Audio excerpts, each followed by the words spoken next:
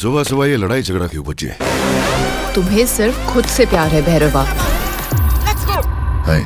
हाय अंदर दूसरी जगह। उपलापति वेंकटा सूर्य नारायण प्रभास राजू, इन्हें तो जानते ही होंगे ना। अरे मतलब हमारे डार्लिंग स्टार प्रभास यार, उन्हें तो जानते हैं ना, जिनका काम अब बिल्कुल उनकी इस नाम की तरह है, विशाल, अद्भुत और यूनिक। इनका जब जन्म हुआ होगा तो सबने यही कहा होगा कि बधाई हो, आपके घर बॉक्स ऑफिस का योद्धा पैदा हुआ है। और अब इसी बॉक्स ऑफिस योद्धा ने अब वह कर दिखाया है जिसका हम बेसब्री से इंतजार कर रहे थे। तो आने वाली हर फिल्म की हवा टाइट करने वाली कल की 2898 करोड़ कमाने वाली पहली साइंस फिक्शन फिल्म बन चुकी है।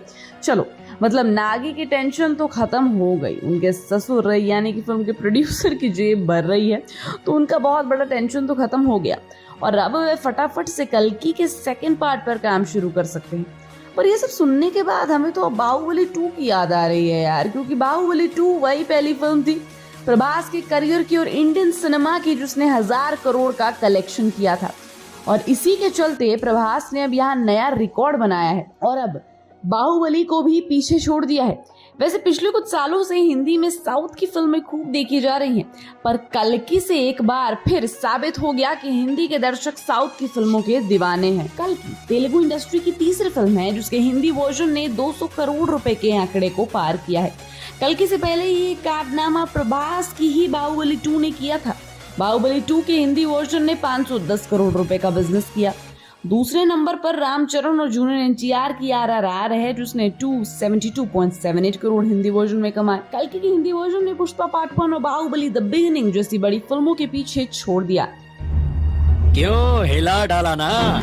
बाहुबली की हिंदी वर्जन ने 118.5 करोड़ और पुष्पा के हिंदी वर्जन ने 106.35 करोड़ रुपए की कमाई की। इसके अलावा प्रभास ने अपनी ही फिल्म साहो, राधेश्याम, आदि पुरुष और सालार को भी हिंदी में पीछे छोड़ दिया। अब ये सब देखकर एक फैन को और क्या ही चाहिए होगा भाई।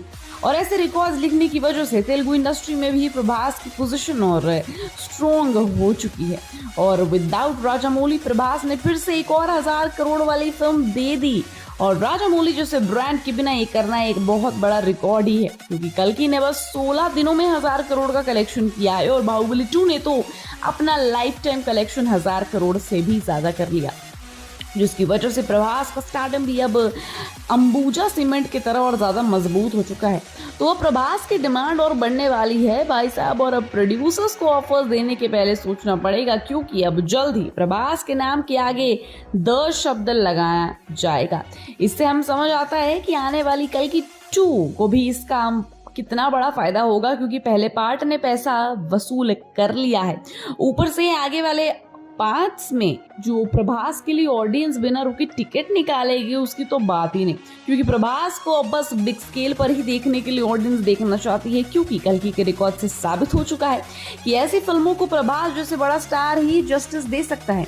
आप हमारी राय से सहमत हैं या नहीं, हमें कमेंट बॉक्स में जरूर बताइएगा। And till then keep watching Bollygrad Studios. Become an actor in Bollywood. WhatsApp hi to 8828850088.